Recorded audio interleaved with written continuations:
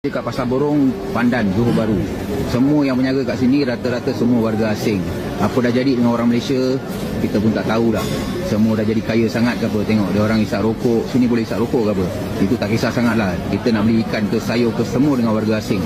Kalau kita tengok Bangla ke Rohingya pun tak tahulah bangsa apa kat sini. Tengok isap rokok, buat bodoh je. Berniaga semua, kita kena beli semua dengan warga asing kat kawasan sini. Ni kat luar pula, tengok semua Pakistan sapu habis kat sini. Semua kedai-kedai ni jual kapet.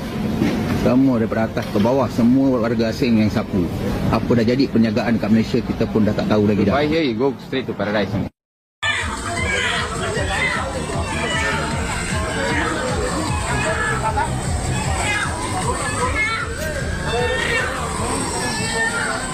Saya loga.